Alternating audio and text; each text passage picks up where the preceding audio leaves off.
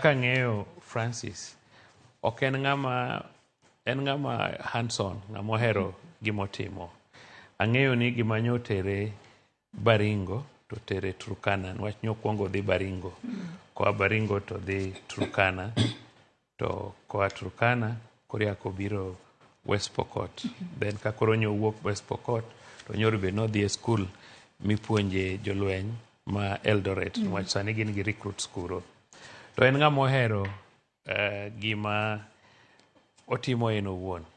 Nang'eno nyalo oro jomoko matindo ne mondo dhi, but en ng'ama komi tich to dwa neno ni tijno otimre maber. Ting'e ni kaka West Pokot wasebedo gi shida mag lwenje, and mano miyo ni gima strategy e wach mar security maduong' e areas kainago en loso skunde mondo mi nyithindo morans opportunity mondo dhi e school, mondo wadeny communities morans ma ginyalo tero e lweny kata raiding livestock.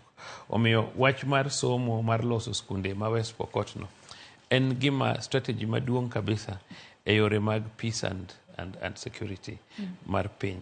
Ing'eyo maber ni gima timore kanyo no en gima nie internal security, lakini koro jolweny dhi kuro mondo konywa e weche mag CSR. Ginyalo kunyo pi ne jopiny, ginyalo gero skunde, ginyalo gero nderni, ginyalo gero bridges and so on and so forth. Omiyo General Yakanyocho biro e office pok notiko kata higa achiel. Kendo higa ni mar dweni mar ang'wen mano dhi chopo higa ne mokwongo e tich kaka jatend jolweny pacho kae. Tarik 28. So en gima late. To gima duong' madwa wacho mokwongo ni an ago erokamano maduong' ahinya ne Joluo and Moso community marwa. Ne gini ochapa kawinjo ni General otho.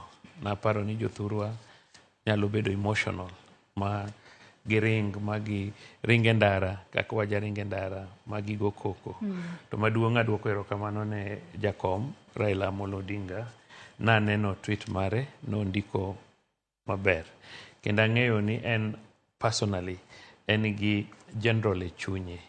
General ok en aena Jaluo, but General bendo nyuol kane Jakom kakan kama min Jakom wuoke. To General osebedo jalweny ma professional.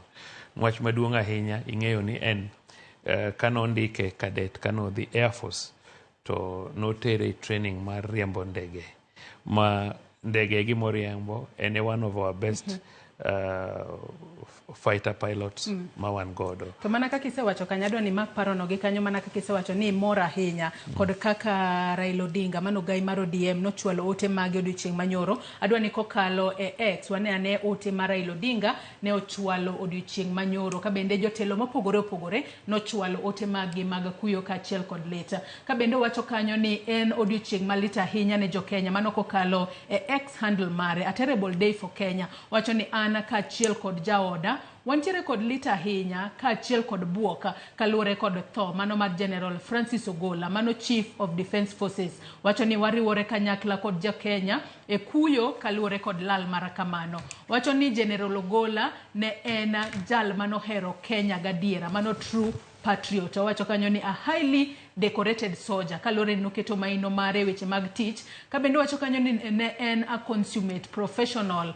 ma bende wacho kanyo ni ne otiyo ne piny Kenya kata noketo maino mare duto e tiyo ne piny Kenya. Omedo wacho kanyo ni chunywa kata wan kaka familia, wacho kanyo ni our hearts go out to his family, kata kamano gichwalo ote mag kuyo kaachiel kod litne familia kaachiel kod mago joma nitiere e lweny mago mag KDF masani owito ngimagi kaachiel kod jo Kenya duto kaluwore kod lal maduong' ma bende wayudo. Ote mar Raila no kendo chako wacho kanyo ni gimedo chwalo ote mag kuyo kaachiel kod lit ne familia mago mag jolweny mamoko mano wito ngimagi e masira makamano mar ndek kalapapla mane otenore kod General Ogola e kinde mane gidhi keto kare chal mar arita e gwengego mag West Pokot. Nyaka sani koro wacho kanyo ni wang'eyo ni ma en sama koro tek ahinya, ka bende koro wakuyo wantiere kod kuyo malit. Wacho ni wakwayo Nyasaye mar mondo mi ohowa e kindegi ma wantiere kuyo. Omedo kowacho kanyo kata otieko kowacho kanyo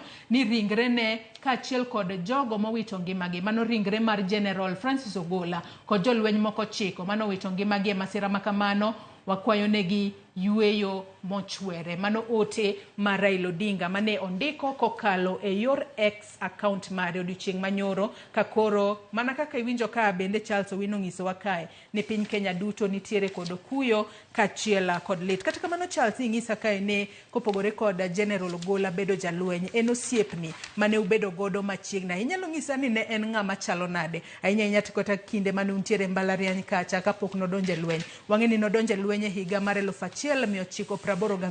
Ne en ng'ama chalo nade ma higni 40 mare kane entiere lweny gikone otho ka entiere line of duty? Kata kamano inyalo lero ne jo Kenya ni ne en ng'ama chalo nang'o? Mokwongo ne ok wasomo kode kapok ondike tich. Ne wasomo ka nosendike tich kendo ne en full colonel. Ndalo no nochung' ne skul mar riembo ndege Mananyuki. To ne wan kode gi Colonel Oguna bende kane wasomo e mbalariany kwatimo sombwa matindo nyaka master's degree. So ne wabet kamoro achiel. En ng'ama jambola, no kinyal ng'eyo ni en ng'ama duong' e lweny. Kendo kaka ing'eyo jolweny gin joma protocols maggi sana nwang' ka joma tindo ok riwre gi joma dongo. To Ogola nomiyo ji te nafas mar mose, mar wuoyo kode, mar bet kode. Koro wasebedo osiepe nyaka oyudo promotion, obedo brigadier, nyaka obedo deputy air force commander, nyaka obedo deputy CDF, nyaka koro nyocha obedo CDF. Kanyocha pok obedo CDF bang' yiero ne nitie weche mang'eny, kendo chieng' moro nochuno ma wadhi dala mondo odhi one wuongi mondo nyis wuongi ni en kare. Kiwacho ni nitiere weche mang'eny, ne gin weche mang'eny mage? Pono kinyalo ji ne nigi rumors mang'eny. Inyalo paro kane iwacho ni nodhi ndalo yiero Bomas. Ting'eyo ni ng'ama jalup jolweny gi discipline margi ok onyal dhi kamoro amora mokore gi jatende. Jatendi ema nyalo ori ni dhi kama kama. Kopo ni jatendi oketi, wan gi gimluongo National Security Council. Jatendi nyalo ori e National Security Council.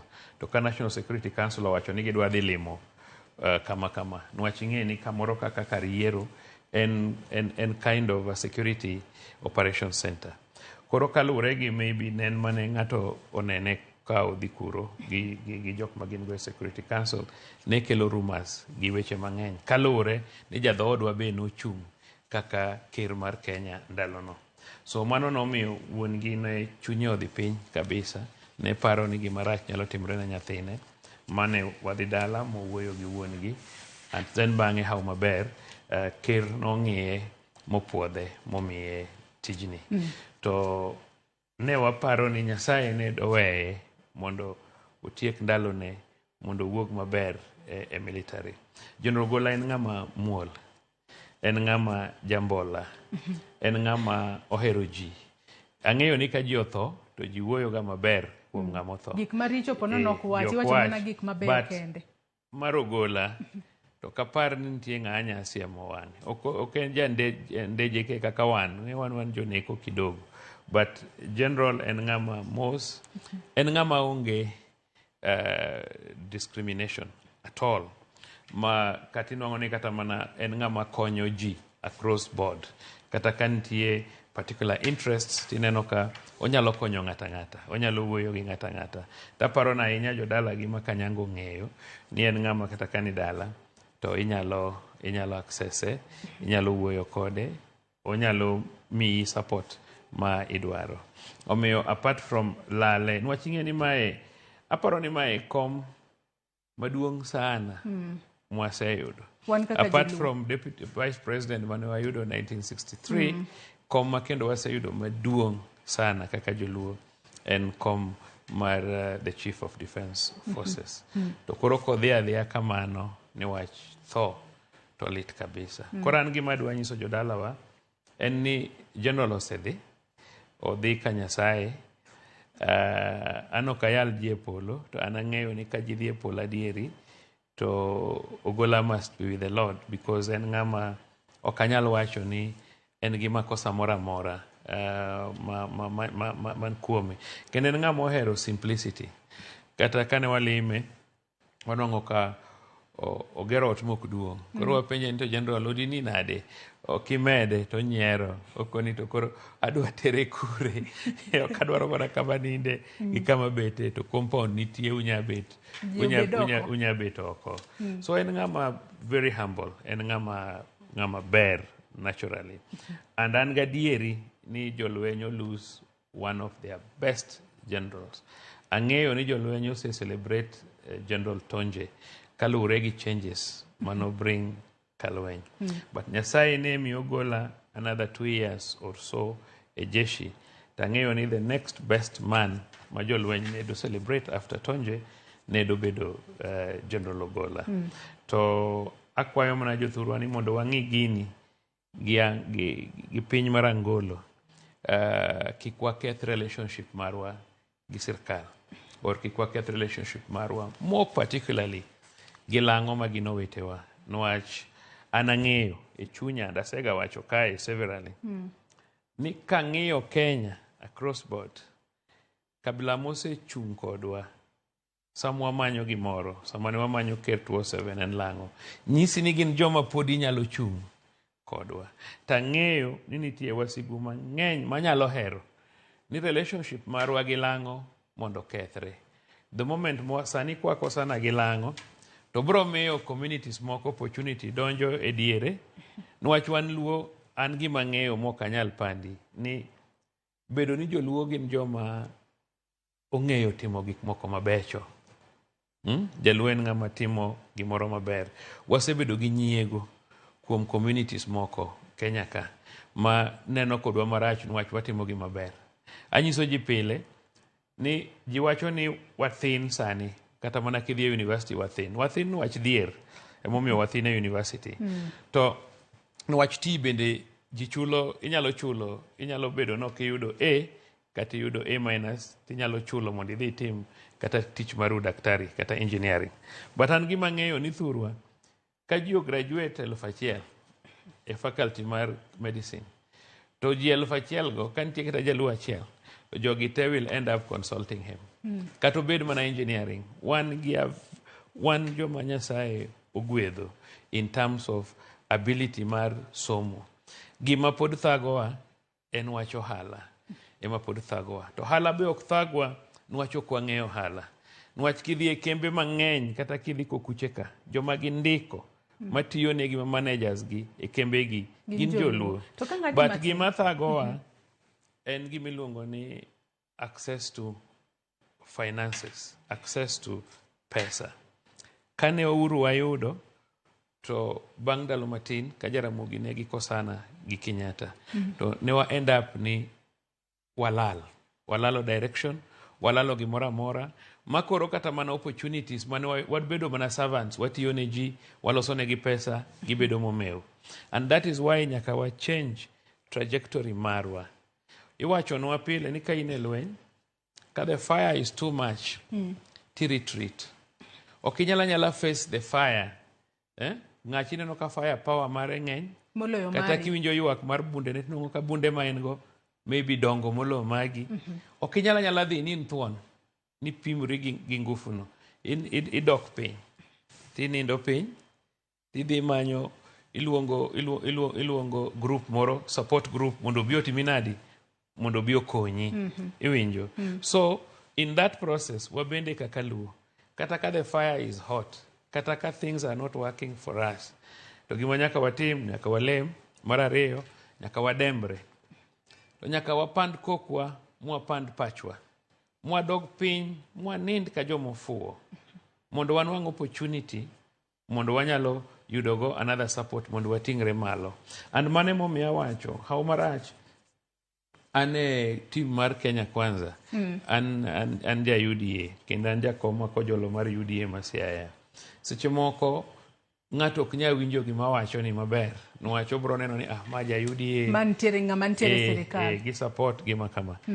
Kanitie one of the people man get the biggest loss en an, because an gi direct contact gi general kendo wawuoyo kaka brothers. Iwinjo? Kendo ang'eyo ni wuoth mara mar dhi DOD orumo. Ok anya chaka adhi kuno kendo. Odhi chuth mok noduogi. So painful. Iwacho kanyo makare nyado no yuda ne ote mabende ne ochwalo odiochieng' manyoro kokalo e yor X kod mane en jatend piny Kenya mara ang'wen mano Uhuru Kenyatta. En bende odiochieng' manyoro nochwalo ote mag kuyo kaachiel kod lit mano tok tho mano mar General Francis Ogola mano wito ngimane odiochieng' manyoro. Wacho kanyo ni en gino malit ahinya kaluwore kod tho malit mano mar General Francis Omondi Ogola mano the Chief of Defence Forces of Kenya. His untimely demise in a helicopter crash mane gwengego maga Kabena Cheptulel border mano mantiere kind Elgeyo Marakwet kod West Pokot counties. Owacho kanyo ni en gino maranyisi ni piny Kenya oyudo lal maduong'. Wacho kanyo ni the Chief of Defence Forces wacho kanyo ni was not only a accomplished military leader kata ok nen mana jatend jolweny mano setiyo makare kata kamano ne oketo maino mare weche mag tich. Wacho kanyo ni was a devoted patriot who dedicated his life to serving and protecting our beloved country. Wacho kanyo ni telo mare kaachiel kod rieko mare kaachiel kod singo mabende ne oketo e kinde mane en e tich nyaka sani koro wacho ni oweyo, wanyalo wacho kanyo ni oweyo gino maduong' ma ibiro bed ka ing'iyo kata iparo e sekta mar lweny e pacho kae kendo e piny Kenya. Wacho kanyo ni as the head of state wacho kanyo ni I had the privilege of serving kata nobedo kod thuolo mano mar tiyo kod General Ogola e kinde mabende ne en deputy commander of the Kenya Air Force. Wacho kanyo ni commander of the Kenya Air Force and finally as vice chief of defense forces. Wacho kanyo ni kind thuolo makamano. Wacho ni during kata kind thuolo ni makoro wantiere kuyo. Wacho ni okwayo ji mar mondo mi okaw kata orwaka ote mag kuyo kaachiel kod lita ne familia wede kaachiel kod osiepe kaachiel kod jogo manotiyo machiegni kod General Ogola makoro wito ngimane e yo malit ahinya. Wacho kanyo ni gigo duto kata memories duto mabende oweyo. Wacho kanyo ni may the memories of these exceptional military officers mano koriwo General Ogola kaachiel kod jolweny mamoko mabende no wito ngimagi nyaka koro wakana mago memories makoro giwewa godo. Wacho omedo kowacho kanyo ni may the memories of those exceptional military officers who had a profound influence in our nation bring you comfort and strength in this difficult time. Mano mane jatend piny Kenya Uhuru Muigai Kenyatta. Kendo pichni mineno kayo Nyakaramogi Ajwang' gin ranyisi ni mane jatend piny Kenya Uhuru Kenyatta notiyo machiegni kod General Francis Ogola. Kineno kanyo ne e kinde makono ne en vice commander mano mar jolweny e pacho kae. Wan kaka jo Kenya en gino malit ahinya. Chunywa nitiere kod lit, wantiere kod kuyo kaluwore kod lit makamago. Wabobedo ka wamedo menyo ni moko kuom ote mabende jo telo mawuok e piny kae kaachiel kod mawuok e pinje maoko ma nyaka sani koro gimedo chwalonwa kotudore kod tho mano mar General Francis Ogola. Tadera kaka iwinjo kaka jotelo wacho piny Kenya nitiere kod lal maduong' ahinya. To bende iwinjo kae kaka mane en jaloso e lobby la Charles Owino bende nyisa ni mano e jatend jolweny makoro piny Kenya owito maber mane nitiere kod chenro mopogore opogore mag bero sekta mar lweny. Kwa dhi mbele kod twak marwa Charles Owino nyaka sani wacho ni kopogore kod tonje mabende koro nokelo tonje rules makoro nowacho ni koro tend jolweny nyaka bed ne luorore kowuok e jolweny mag lowo, jolweny mag pi kaachiel kod jolweny mag kor polo. Kata kamano iwacho ni e kinde mane General Ogola pod ngima tok yiero ne wuok achiel kachiel ma Nairobi kae kodhi nyaka dalagi mar mondo mi uchiw ler kotudore kod gigo manotimore kar romo mar Bomas.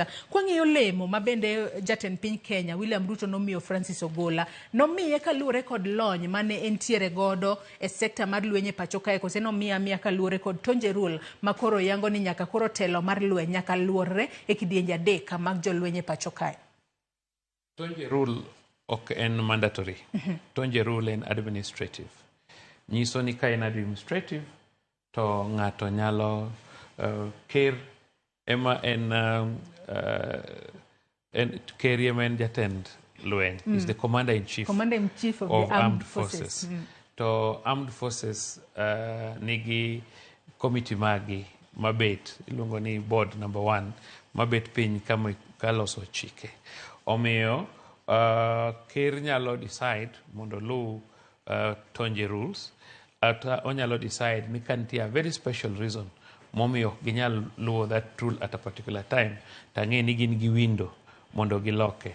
But ordinarily mondo wabed gi safety maber, wabed gi system maber, nyaka wabed gi an automatic system. But nyaka ing'e ni awinjo ka jomoko wacho ni nochuno ni nyaka ne yier General Ogolla. Ok en adieri. Osetimre ndalo mang'eny. Ndalo makoro ne igolo General Ogolla, ndalo makoro ne ikete the Chief of Defence Forces, nonwang'o ka age mare mar bedo Lieutenant General noseromo. Maparo ne en higni 58 noseromo, makoro nochuno ni kichopo age no to nyaka koro idhi dala. Koro ne president nigi option, nonyalo weyo dhi dala nwach age mare noseromo, or nonyalo kete the Chief of Defence Forces. So ker nigi discretion maduong' kuom ng'amo keto e komno. Kata mana sani bang' General Ogolla orobeni koro joma kao gin jopi. So ibo nwang'o ni ker nyalo decide to kao japi maduong' mogik to keto kar General Ogolla. Kok kamano to onyalo ng'eyo gima onyalo timo kaluwore kod meeting mare mar Defence Council. Yes. Kata kamano General Ogolla to ne oromo kaluwore kod lony mare. En ng'amo kinya pimo gi ng'ato. En ng'ama riek. Apart from rieko, en ng'ama ber. Apart from ber, en ng'ama jambola. Rieko mar Ogolla, ing'e ni mokwongo gima nyaka ing'e ni sama ikawo ji e lweny, to jolweny gin very strict. Gichal gi polis kama naaye, minyala nyala kawo ng'ata ng'ata tiketo e kom. Jolweny gin very strict. Mokwongo, mondo yieri cadet nitie academic requirements ma nyaka ibed godo. Kaka sani, ok mana ni nyaka ibed gi degree, sani idwaro ni nyaka ibed gi B plain and above. Tinwang'o ka bende most nyithindo ma gikawo nigi A plain, A minus, B plus, kaluwore gi kuonde midwa kawgie. To mondo be ni dhi e lweny, the Air Force ni kawo the best brains. Apart from kise the Air Force, no mondo ibed pilot, mondo kawi mondo idhi riemb ndege. Kata ko kawi midhi riembo ndege, ok inya kalo penjno, kata ok inya timo maber. Ogolla oseriembo ndege for the last 40 years. Nyaka koro chopo kama ochopeni.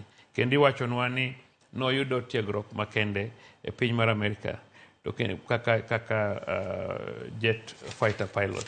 To kendo ok obedo gi any problem kata gi any accident ndalo manopuonjo ji kata riembo ndege kata ndalo manotiyo. Omiyo ma en haw marach kabisa. En satan maduong' kabisa. Kendo anto naparo mana ne en satan moro mane biro ni mondo wakethre gi lang'o. Ing'eyo ni jakom Raila Odinga Rubeni dhi bedonwa jakom mar African Union. Unity mar Africa en very very important to us kaka jo Africa. Mondo watimo ohala, mondo wabed gi mwandu. Iwacho ni kata mana mwandu mar pinyni mang'eny, minerals, ang'owa, iyudo mana Africa ka. Africa ka e piny madhako ma pod nitie. Thuche ma oko kisedhi kuro kata chiemo maber onge. Chiemo minyalo chama alot maber ma onge gi weche mang'eny ok inyal yudo. Omiyo naparo ni seche moko jachien moro ne dwa biro ni mondo wachak dhawo gi lang'o. Oketho siep maber mosebedo. Siep marwa monosechako bete. Mwach nyalo paro ka jakom himself nyocho oseyie mondo oti gi sirkal. Kendo nyalo paro ka and all through kata ji wacho ni wiye tek, but all through osetemo mondo oti gi sirkal. Kata ka ne nitie problem, any that patriotic soldier mana nyisi ni ka the fire is too much, to you treat down and you re-strategize. No dhi mo winjore gi Moi, motiyo gi Moi. Mo wuok kanyo, Matinga ne omuonyo jogo. Anyalo paro ni paro mano maber. Bang' mano tiyo gi Kibaki. Problem ochako betie, gichako giwinjre. Bang' mano gikosana gi Ouru. To ber mar Luo, gi gima Luo nyalo timo, Ouru nokawo jakom on his side. Motemo kata mondo bed ker. To sani be ineno ka ker William Ruto ne osebiro mokawo ni wakauru jakom watere mondo dhi obed jakom mar African Union. Omiyo at this particular time nyaka wabed motang' ni kik jachien moro donje kindwa gi lang'o mit wachak dhaw nwacho golo tho. Nwacho kinyal ng'eyo ni jachiendni oa kanye. Dobed jachien man gi lwet dhano. To ken lwet dhano dobed dhano mane?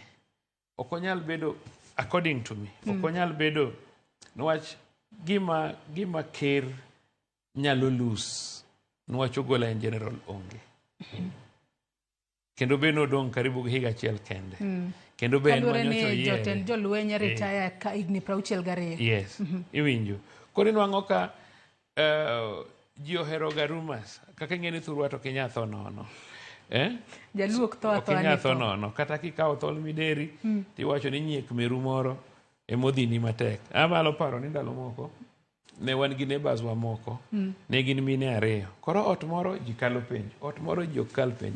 Koro mama moro odhi kajuoga ni mondo miye yath, mondo miye yath mondo ochiw mondo nyithindo moko ka kik tim marach. Orundi gi godo. But yadhni gima nokonyogi ni kama nokete nyathi moro matin nodhi momadhe kapok oriwe momiye nyithindo moko ka. Ma nyathini otho. Mo realize ni gima ni imiya mana ni mondo nyithindo otim maber ni. Kare en gima idhi mana nego nyathina. Omiyo kata mana ma. Kata bed mana ni lwet dhano nitie. An anya wacho gi chunya ma iye. Nokonyal bedo wetewa manilotic. Kata bed mana ni nyalo bedo ni en adieri ni ng'at moro emo pango ne mondo hinye. Ok nya bedo jowagi. Gimomiyo wacho kamano. They stand to lose more than what we would lose. Iwinjo. Nwach ker dwaro ni mondo government mare obed stable. Kendo nichi neno ka economy ochako bedo maber. Wachako bedo gi harvest maber, koth chwenwa maber, ji yudo chiemo, dola marwa nyocha noringo dhi malo, osedok piny. Kwenwang'o ka gik moko nyocha ochako dok maber. Jakom be osewuok kama ne entiere mane waywak wan joma nie Kenya Kwanza. To jaduong' ni okiyie obi oti gi sirkal mondo jowa mathagre gi kik timre nadi, kik thagre in the name of un jo opposition. Ing'e ni wan joluo dismiss wayot. Kata ng'ami loyo ma clear mok nyal compete kodi. Maya tich. Nang'o? Nwachi jaluo. Nwacho kine sirkal. Nwacho ki support sirkal. Mano omiyo nawacho ni wan wadhi e sirkal mondo wa protect interest mag jowa. Not interest mawa as such. Jomoko wacho ni in tumbocrat idhi gi i. Ng'ama wacho ni idhi gi i no to ok nyal en ng'ama if you stand the two of you ok onyal afford that ring mane lweti no. Iwinjo. To wacho ni idhi gi i. Iwinjo. Mane momiyo wacho ni kanitie jachien to nyalo bedo jachien moa mabor kabisa. Jachien ma wang'e ler mang'icho mawacho ni joluo gi kapogo gi lang'o to wadhi maber. Ing'eyo higa 2007 lang'o nokonyowa mwayombo Kibaki. It's common knowledge. Mane momiyo lweny cha nobiro mobedo gi bar. Malwenyo no lang'o nogore moketonwa jakom e kom mobedo prime minister. To kine kaka Sumba jachien gibira to giwacho niya ni iyo ni jakom gika giseng'e ni lang'o koro e strength marwa to giwacho ni koro dhi chak goyo jolang'o e wach mau. To jachien bira to wadhaw gi jolang'o e wach mau to wawacho ni Ruto jakuo to wariembe e sirkal. As bang'e opponents waka dhi to kawe. Gitiyo kode higni adi? 10. Sani be koro nosebiro koro enie ker. Koro ma en ker ni. Ok inyal ng'eyo ka jomoko ne winjo malit ni jaluo aluoya obedo CDF nade. Iwinjo. To ok onya bedo ng'ama omiyowa. Ni jomomiyowa winjo nwa lit. Gionge lit ma giwinjo nwa gin gi ker. Gin gi ministers dabal. Lakini nitie jomoko manyalo bet niya koponi en gima nadier ng'ato nyalo pango gima chal kamano. Moka believe. I just believe ni en wach mar Nyasaye. Ena masira mabira poya. Matimore. Wach mar Nyasaye. To ka dier nyalo bedo ni ng'ate mopange. To konya bedo jowagi. Nwach they stand more to lose. And mano omiyo nyiso jok thurwa mondo par kabisa. Ni kik gimoro bede kindwa gi lang'o. wadwaro ni mondo yiero mabiro mar ariyo ni jakom odhi lokacha. Kosedhi lokacha onyalo mako bad jomoko. Wan walai low kaka envelope kaka Ntimama nowacho. Wabed focused. Wapidh nyithindwa, wapuonj nyithindwa. Chieng' moro they'll take our positions. General Ogola nyocha okawo position mane ng'ane ok oyudo. Jathurwa mane jalweny maduong' cha niluongo ni ng'awa Opande, General Opande. Ema bende chalo ne nigi wich maber kaka wi Ogola kama. Mano odhi mokonyowa Sierra Leone, mokonyowa Liberia. To ok nobedo Foster General. To koro nyathiwa mane chien mogola mabith ka winyo oduogo mobedo Foster General. Nyasaye mondo oket chunye kama ber, Nyasaye mondo ogwedh nyithinde, ogwedh joge. Bende chiemo kendo wachak wabede gi ng'at moro maber ka Wadalego ni. En wach malit matamre gi nono. En kuyo ma piny Kenya nigo. Lakini maduong' makwayo jothurwa. Kik wadhaw gi lang'. Waninda piny, waket kwe. An aneno ka nitie gimoro maber mabiro biro. Kata mana Yesu nogur. To kotamo nying Yesu bet nyaka sani. Iwinjo. Nitie jomoko manodhi to wacho ne Yesu ni kin wuod Nyasaye adier ni to lok kitegi mondo bed chiemo. Iwinjo. Wabende wayudo tembe.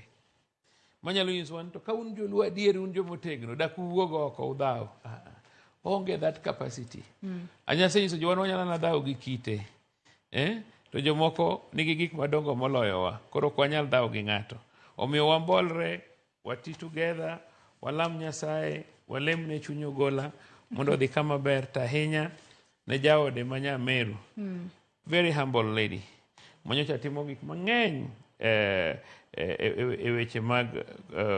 weche mag mond jolweny gi weche moko matindo tindo.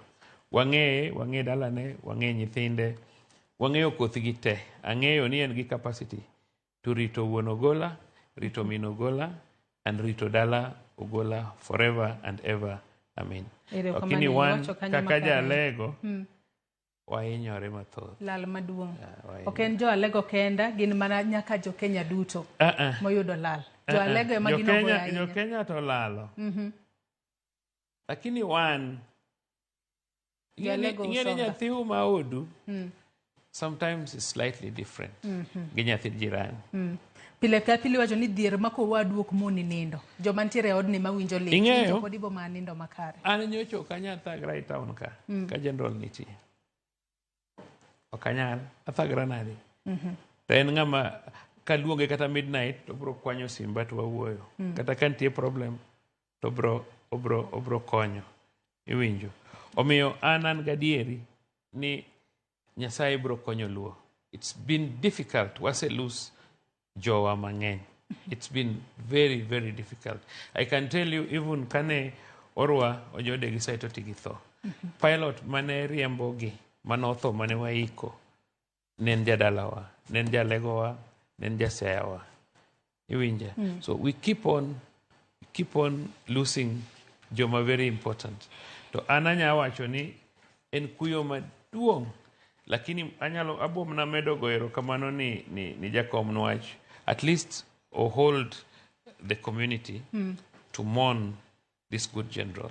Mang'ama peaceful mokwadwa koko eliende. Iwacho kanyo makara inya kapok wacheka dona soma ne bende ote mar kuyo kachiel kod lit ma jagoro mongirore e migao mar arita Raymond Omolo nochwalo kokalo yor tudruok mare mano mar X odiochieng' manyoro. Dr. Raymond Omolo wacho kanyo ne ka wantiere kod chuny malit ahinya, wacho kanyo ni wayuago mano tho ma apoya nono mar Chief of Defence Forces General Francis Ogola mano wito ngimane e masira mar ndek kalapapla mano ruobore piny e gwenge mag Kaben, Marakwet East e county ma West Pokot. Wacho ni e kindegi makoro wantiere kod lal maduong'. Wacho kanyo ni weche ok nyal romo mar wacho kata onge weche manyalo romo mar wacho mwanyalo wacho godo kata mwanyalo pimo godo leta ma wawinjo e chunywa nind gi kwe general. Pichane bende nitiere kanyo, mano ote mane ochwal kanyo kod jagoro mongirore Dr. Raymond Omolo kokalo e yor tudruok mare mar X. Anyisi ni jotelo mopogore opogore nochwalo ote mag kuyo kaachiel kod leta mano tok tho mano mar General Francis Ogola. No kanyo ka samaro osedhi ahinya ponono achiw ni thuolo mare wacho wachni mogik mano kotudore kod tho mar General Francis Ogola kaachiel kod jolweny moko 9 mano wito ngimagi e masira mar ndek kalapapla odiochieng' manyoro. Charles, en gima important ni mondo condolences wa kik dhi ne family mar Ogola kende, but nyaka mag jolweny te manyolalo ngimagi e ajalino. But mogik awacho ni General Ogola ne en ng'ama jambola, ne en ng'ama oluoro Nyasaye, ne en ng'ama ja family maber, to mogik ne en ng'ama muol ma ok dwa her ni koko mora mora bede e liend General Ogola. Waweye mondo dhi gi Nyasache, wabe ok wabida kaming'a ahinya. Pinyni mondo ichop higni 90 kata 100 ok yot. To higni kata 30 kata 20 kata 40 ma Nyasaye pod biro miyowa e piny ka ok en ndalo mang'eny ahinya, en ndalo matin. Koro wawe general odhi gi kwe, wamed loso nyithindwa mondo wabed gi generals moko mang'eny in future. Ang'en General Ogola okie mogik, ang'en ni pod wabiro nwang'o generals mamoko ma biro chopo kamochope no bang' higni mok ng'eny ahinya. To mogik ang'eyo ni en kuyo maduong' ne ker marwa, niwach ne en gi mpango mage. Kata mana dweni njoro bed nwadhi Ogola celebrate hike achiel. First year anniversary ka ine tich, yes. Kaka jatend jolweny. Yes, to kendo ker osekawo thuolo makende modhi limo Francis e dalane. Kane ene wuodhe mage ma Kisumo, ma Nyanza, chieng' moro godhiambo no kawo nafas mo surprise wa ma odhi ng'iya ma obudho gi joge nyako tieno ka Francis ma wabudho maber, ma ji otieko maber, moduogo maber, kendo nyocha odwa duogo. To koro en gima lit ni koro limbe ka inago kar ing'eni kobiro to kobi nono, nyaka obiye gi gimoro achiel monyalo konyo go gweng'o. Koro walus gima duong' kabisa kaka ogandawa, lakini amedo mana kwayo ni mondo wabed gi kwe makende, wabed gi kwe mondo general odhi maber, mondo wachat our way forward. To gima duong' ni kik wawuog e sirkandni, wabed abeda e sirkandni, wanyonre mana kar tiendwa, wasupport ker marwa, wasupport jakom bende mondo oyud gima odwa yudo mbele kaeni. Asto wabed joma riek, wati gi that opportunity mondo chieng' moro kwa wuok oko, to wawuok ka wati wate ma wan heavy, ma ng'ama nyalo tuomo watimre nadi onge. Mwach kalure gi sani lwetwa ni nono, ok wategna ahinya, to yiero moko mabiro biro mbele kaegi ka lweti ni nono ge kama inyalo dhi. Ing'e maber ni kata mana sani kata na yiero mar mjumbe kende, kata yiero mar MCA, gimiyudo, osara miyudo bedo MCA onge, to pesa mitiyogo e yiero mar MCA en pesa man malo. Omiyo kuyo marwa makende kaka jokanyanam, wabedru mos, wabolre, walam Nyasachwa, walemne Francis mondo dhi maber, warit kama ibiro hike, to maduong' wabed mariek.